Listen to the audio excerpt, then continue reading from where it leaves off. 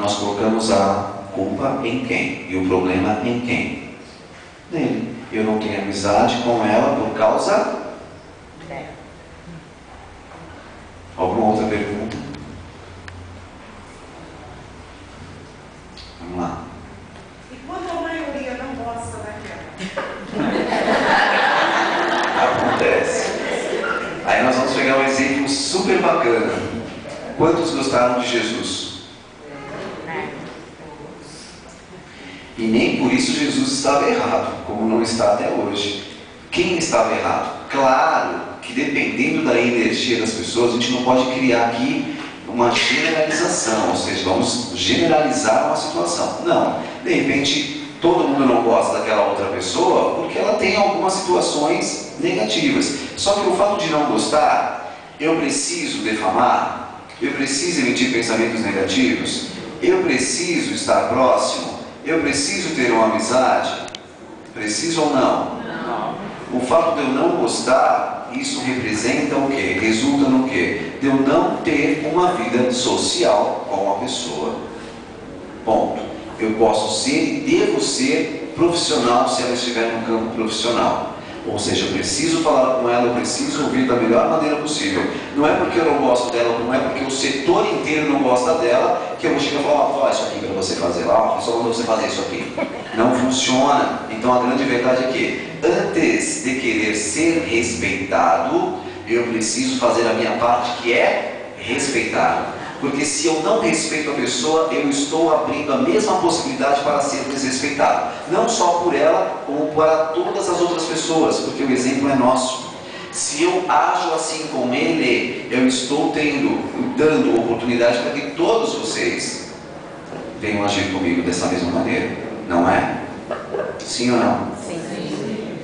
Então o exemplo vem de nós. Então o fato de um monte de gente não gostar da pessoa, nós temos que fazer a nossa parte. Eu não preciso e não quero ter aproximação social com ela. Ótimo. É o direito da pessoa. Mas você não tendo essa aproximação, você não fica sendo antipático? Não. Às vezes. Não, porque na verdade assim, o que é o respeito, como foi citado agora? Eu posso cumprimentar por educação. Eu não conheço muitas pessoas, mas o simples fato dela entrar num local e a pessoa fala boa noite, eu vou responder boa noite, não vou?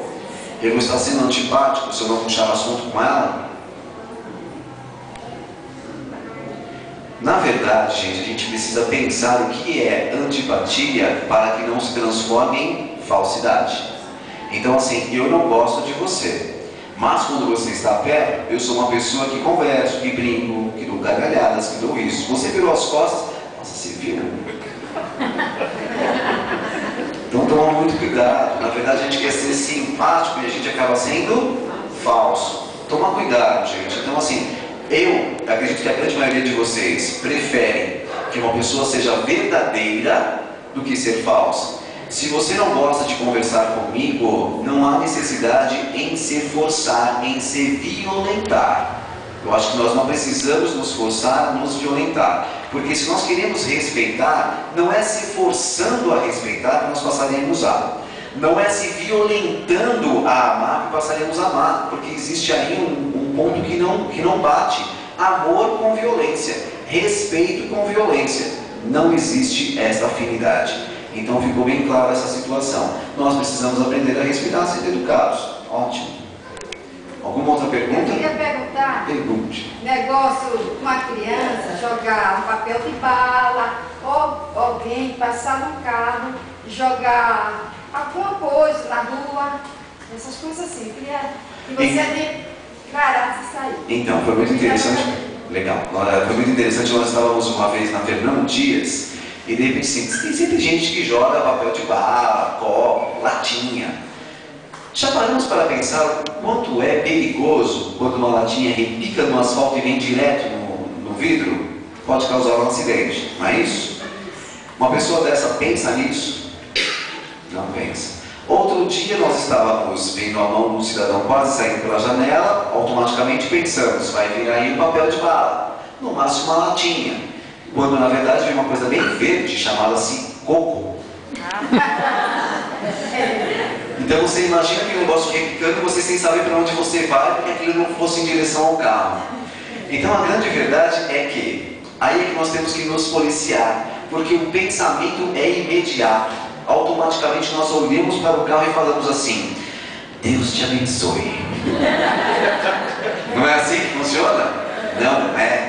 E aí que está o nosso maior exercício. O exercício não é de quem joga, o exercício é de quem, para nós, que quando vemos a pessoa jogar, nós julgamos, nós condenamos, nós se deixar, a gente executa. Não é assim? Então o problema está com quem? Com ele que jogou ou conosco que criamos toda uma psicosfera, uma atmosfera de energias negativas e enviamos para a criatura, só que esquecemos que tudo que vai, volta. Aí nós mandamos uma energia negativa e volta não sei quantos dardos para nós mesmos. Então a grande verdade dessa posição é que nós ainda nos incomodamos com a atitude do outro quando temos que passar a nos incomodar com o que nós estamos fazendo. Quem mais? Diga lá. Eu queria perguntar sobre pensamentos positivos, né? Às vezes a realidade é dura e como a gente pode ter pensamentos positivos? Legal. Vamos lá. Todo mundo sabe o que é programação reencarnatória? Todo mundo sabe? Antes de reencarnarmos, ou seja, antes de nascermos, no plano espiritual nós fizemos um plano reencarnatório. Quais são as dificuldades que nós vamos passar para que essas dificuldades consigam fazer com que nós aprendamos com o que fizemos de errado no passado? Então, nós estamos com quem precisamos estar e não com quem gostaríamos de estar. Então, a grande questão é que, muitas vezes nós passamos pelas dificuldades que pedimos para passar. Porque muitas vezes é só com a dor que nós aprendemos a valorizar o amor.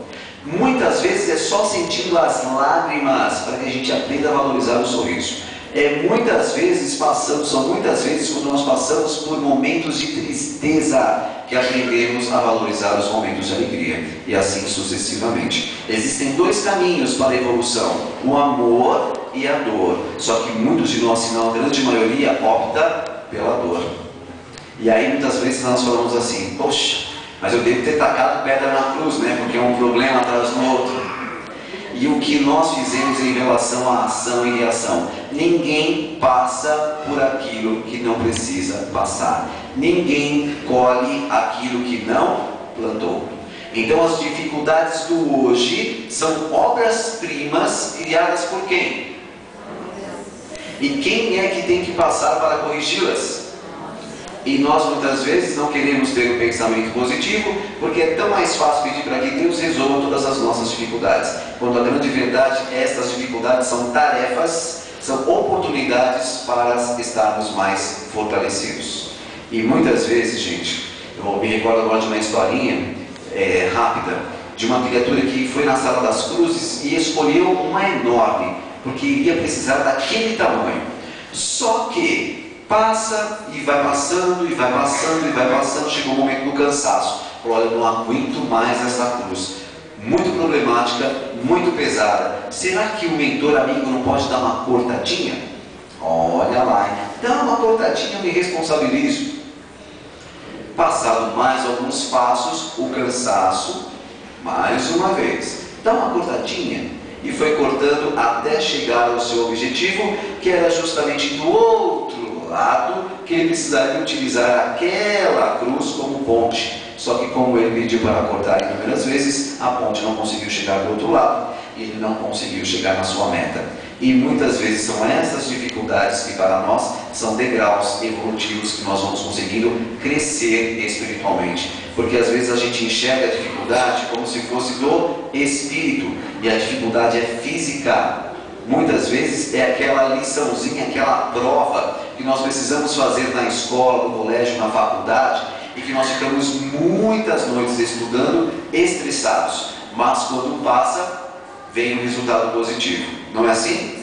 E muitas vezes quando nós passamos por essas provas existenciais, quando nós passamos para o outro lado, nós percebemos que valeu muito a pena.